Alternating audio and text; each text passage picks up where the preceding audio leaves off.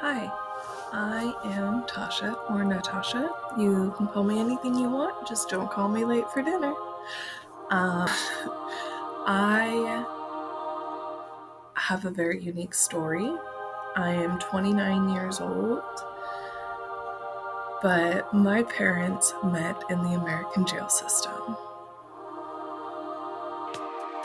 Looking out the broken plated glass window, I see myself and the rest of the world from a young age. My story begins way back when in 1993, back before I was even thought of. Both of my parents were in a jail here in Portland, and for various crimes. I don't remember what they were. Something stupid for both of them, as all crimes are. You know how it is.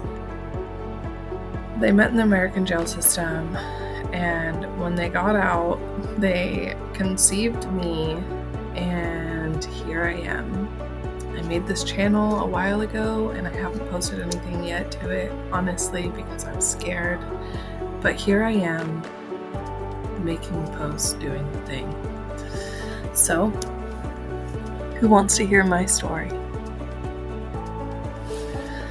Okay, so my brother, his name is Jacob McBain Birdwell. You can Google him.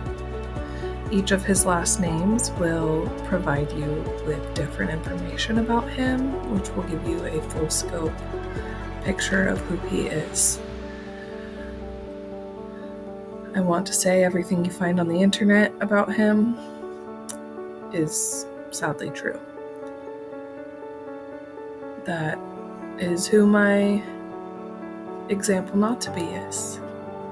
I am also blessed to have an older sister who has been a very big role model for me in how to live my life and how to establish boundaries and how to have fullness in my life. Something that I'd never had before. This light is really bright in my eyes. I'll get used to it eventually, I think. Okay. Let's see. I talked about my brother, I talked about my sister. Now it's time to talk about my childhood. So, when I was growing up, it was a little bit more difficult than it is for other people. I grew up in a family that didn't have much. Like I said, my parents met in the jail system.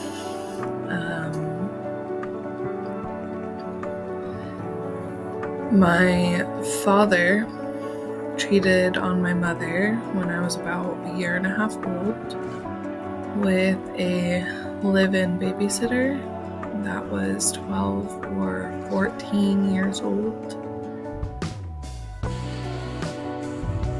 which was not okay. He and I have had discussions about that. I did not know about that my whole life. That was not an issue for me growing up. This isn't like an ooh-hoo, poor me, my dad abused me. No, my dad tried his best. He really did. I give him a lot of credit. It's hard to raise a little girl with morals after the things that he had done, but here I am. Okay, maybe I don't have a lot of morals, but give me some credit, okay? I have some. I have ethics. That's what matters. I also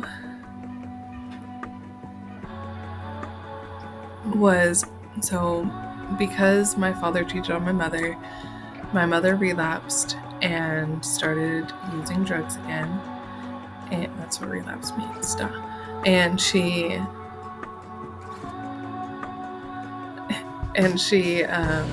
decided to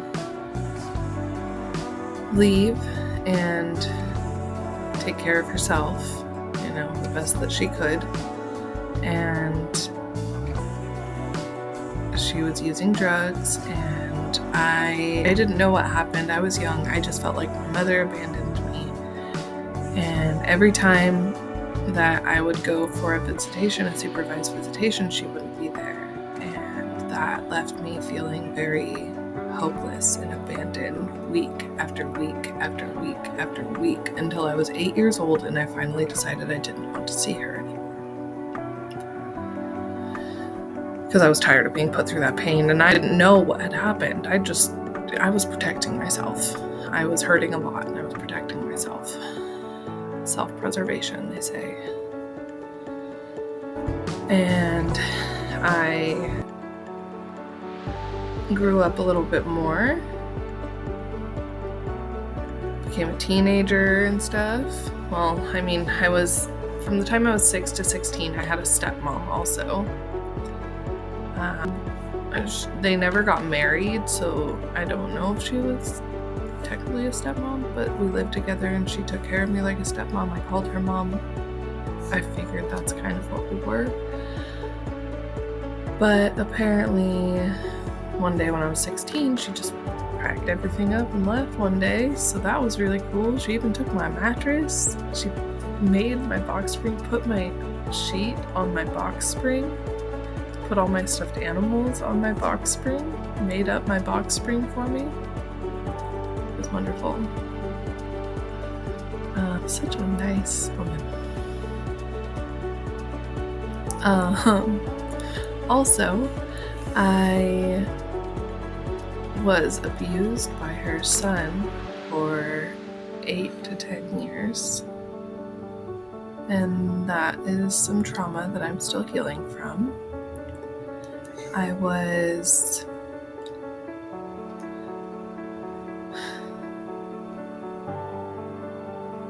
My dad and I did have some issues, as when I was growing up, he would get overly angry about things, he would have overreactions, but he would always apologize to me. He would always tell me he's sorry. He would always remind me, we're all learning, we're all growing.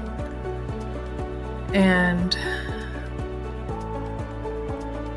that was really helpful for me. It gave me perspective into adults that I don't think I would have had otherwise. Especially now as an adult, it just gave me a different insight into things. And I'm really grateful that he did that for me. Just like he used to get so upset about it. He used to ask me to apologize or check on the walls. If I would kick the wall or stub my toe on the wall, he used to say, "Oh, is the wall okay?" And I can see now that was to help generate my empathy, which I have a lot of. But I can see that that's what that was for. To assess the situation and see how to help. Because I didn't have a mom, and so he was doing his best to teach me. He did a damn good job, let's be real. Telling me to say sorry to a wall because I kicked it, telling me to check on the wall, how's the wall doing? That's genius. I don't know if he came up with that on his own or if he had help or what, but that was genius. Also, when I was 16, my mom and dad got back together, so that was fun. When they got back together, they were trying to work things out. That was when I found out about what happened between my mom and my dad, really. And when I was 17 years old, 3 or 4 months away from being 18, DHS got involved in my life and tried taking me out of my dad's custody. I was like, are you kidding me right now? I'm almost 18 years old. If you were gonna do this, it should have been years ago. Not now. This is stupid. Y'all are stupid. And they agreed with me that they were being stupid, so...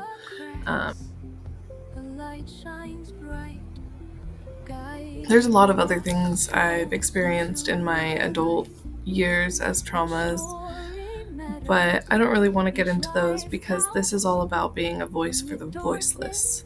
somebody who can't speak up for themselves. And that's what I want to do. I want to be that voice. I want to speak up for those that can't speak for themselves. I hope that I can do that on this platform.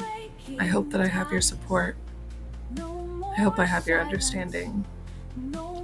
And I hope that you will be here to listen, watch, and learn. I hope that I can provide another perspective into this community as well.